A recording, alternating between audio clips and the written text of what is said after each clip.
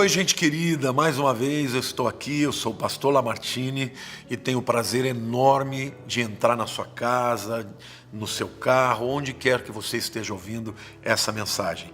Quero aproveitar e pedir para todos vocês que me veem para se inscrever no meu canal. Então, se você ainda não se inscreveu, clica aí, se inscreva, clica no sininho para sempre ser notificado também dos vídeos novos.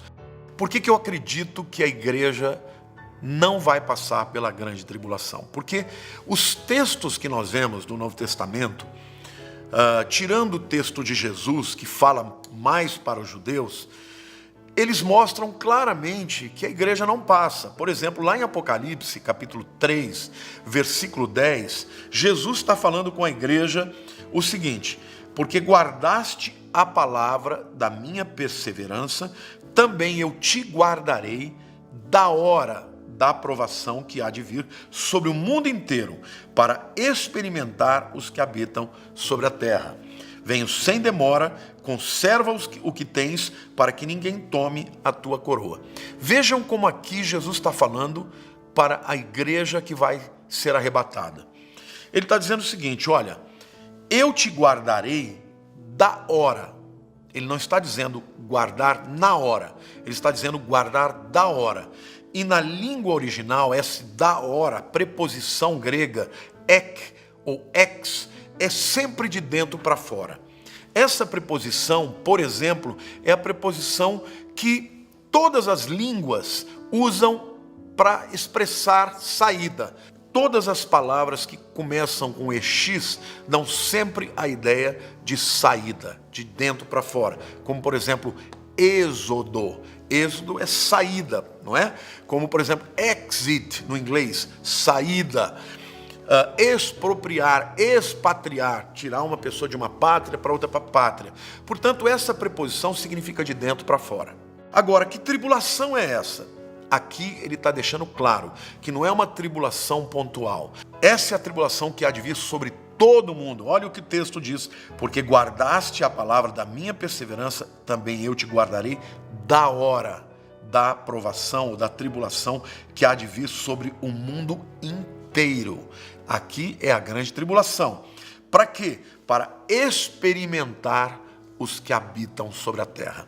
Esta palavra habitar no grego é katoikel. Há outras maneiras de falar habitar no grego.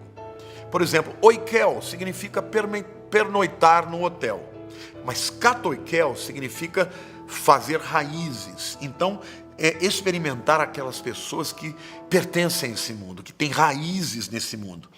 Existem muitos outros textos que falam sobre sermos guardados da tribulação que vem sobre todo mundo.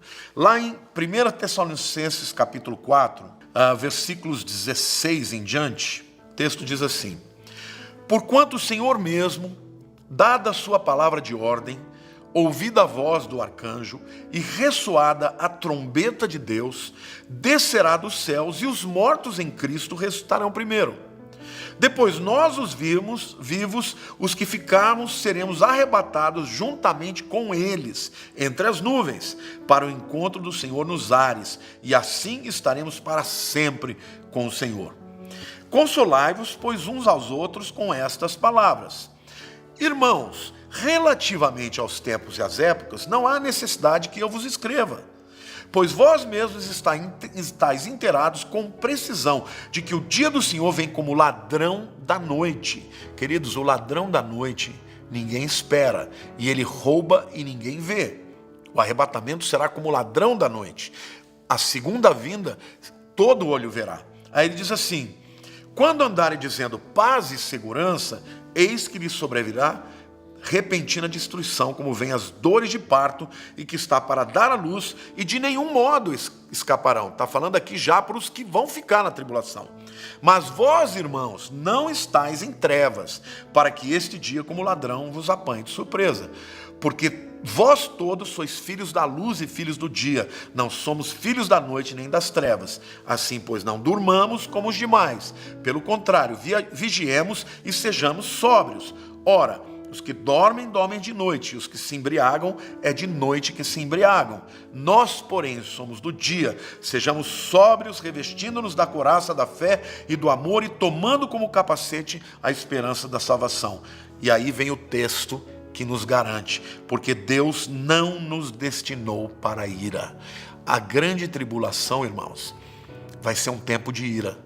Porque as pessoas não creram na palavra, Deus vai derramar a sua ira sobre a humanidade durante 7 anos.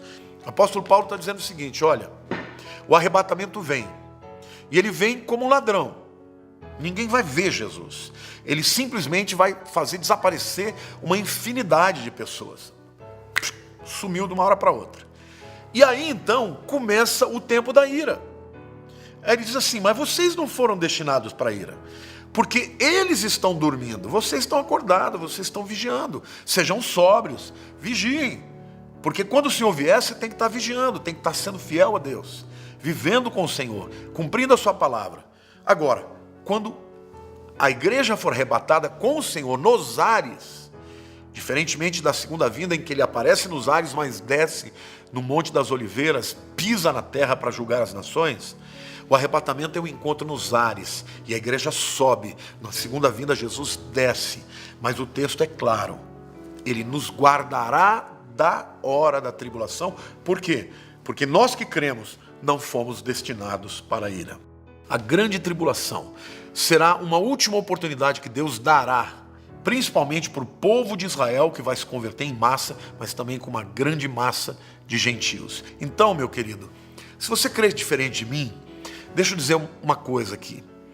Heresia é uma palavra que no grego significa divisão. No grego é eritheia, significa provocar divisão. Quando nós cremos nas questões básicas, fundamentais da salvação, da mesma maneira, nós podemos dizer que somos irmãos. Então não importa qual a placa da sua igreja, qual a sua denominação, se você é da teologia reformada, se você é calvinista, ou se você é um arminianista, crê na salvação pelo livre-arbítrio. Essas coisas não podem nos dividir a ponto de não termos comunhão, porque cremos diferente em algumas coisas assim. O Apocalipse, a volta de Jesus é igual. Se você crê que Jesus é o único caminho para a salvação, se você crê que Jesus morreu para salvar todos os pecadores, se você crê que os nossos pecados são perdoados pelo seu sangue, se você crê que ele vai voltar, você crê como eu nas coisas mais fundamentais. A verdade é a seguinte, nós temos que pregar que ele vai voltar, porque ele prometeu que vai voltar e ele vai voltar. Então, vamos ser sóbrios. Não vamos usar a internet para despejar a nossa amargura, a nossa indignação. Jesus disse, nisto sereis conhecidos que sois meus discípulos, se vos amardes uns aos outros. Até na igreja primitiva havia diferenças. Você vê claramente que Paulo entrou em colisão, em discussão mesmo, com Pedro e até mesmo com os discípulos de Tiago, que eram mais judaizantes, mas eles se amavam, eles se respeitavam. A gente tem que entender que para que o nosso testemunho seja forte no mundo, nós precisamos amar e saber respeitar aqueles que pensam diferente de nós.